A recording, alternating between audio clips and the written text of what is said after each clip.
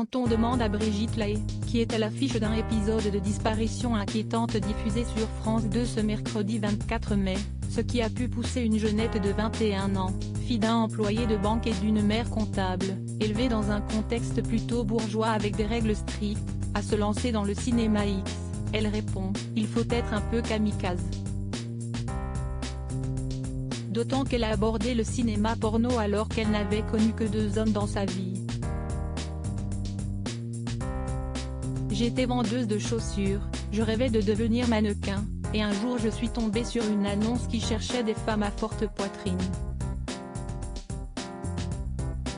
Je me suis dit, bon, si esti pour moi. Voilà de quelle façon elle résume une existence hors norme, hors cadre. De ses débuts dans les années 70, Brigitte Lahaie raconte « Je n'étais qu'une petite provinciale issue d'un milieu petit bourgeois judéo-chrétien. J'ai vécu une forme de libération, l'époque était joyeuse, les tournages festifs. Tout était scénarisé, teinté d'humour, sans comparaison avec les pratiques extrêmes et déshumanisées que révèle aujourd'hui Internet. Dans les dîners en ville, l'atmosphère se glace quand elle annonce le métier qu'elle exerce. Une forme de provocation qui s'accorde bien avec son tempérament audacieux. Droit d'auteur Daniel Angeli. Étonnamment, il y en a un qui la comprend. Qui la soutient même, son père. Lui dont Brigitte Lahaie gardait le souvenir d'un être froid, sévère, qui, quand elle était enfant, lui interdisait même de lire des bandes dessinées se révélera un allié. Le jour où elle lui annonce qu'elle se lance dans la pornographie, il lui aurait répondu « Tu gagnes ta vie avec ton capital, tu as raison ». Et, jusqu'à sa mort, il ne cessera de se rapprocher de cette fille pour laquelle, en réalité, il avait toujours eu beaucoup de tendresse. Mais, dans la famille, celle qui domine et dominera jusqu'au bout, si esti sa mère, Jacqueline Vanmeraeghe. Brigitte, qui était paradoxalement une enfant timide et exhibitionniste, débarquait parfois à l'école avec une perruque. Sa mère lui disait alors, « Tu feras ce que tu veux de ta vie, mais il ne faut pas que ça se sache ». Sa mère était elle-même l'enfant illégitime d'un notable.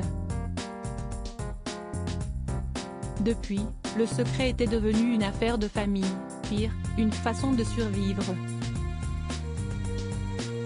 Ma mère ne m'a jamais rien reproché, mais jamais Brigitte Lahaie n'osera briser ce pacte tacite entre elles.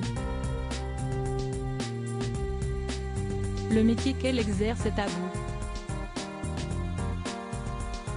Et le restera, même si cette mère l'a sexualisée en lui faisant porter des tenues un peu osées à l'adolescence, il ne faut pas que cela soit dit.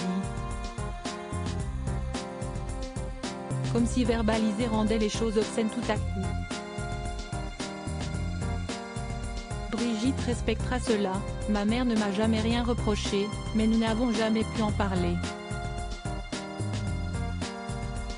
Quand je passais à la télé, elle me faisait des commentaires sur ma coiffure ou ma tenue, jamais sur le fond. Je n'ai jamais abordé la question pour ne pas la mettre mal à l'aise. La mère de Brigitte est morte à 82 ans, en 2010. Après avoir traversé bien des épreuves, le décès de sa propre mère alors qu'elle n'avait que 9 ans, la perte d'un fils, de son mari. Elle avait été victime d'un AVC en 2007. À partir de là, la communication entre mère et fille s'était faite autrement que par les mots, la parole. Mais Brigitte garde en elle cette certitude, maman a toujours été fière de moi, même si elle ne me le disait pas. Crédit photo, Cédric Perrin.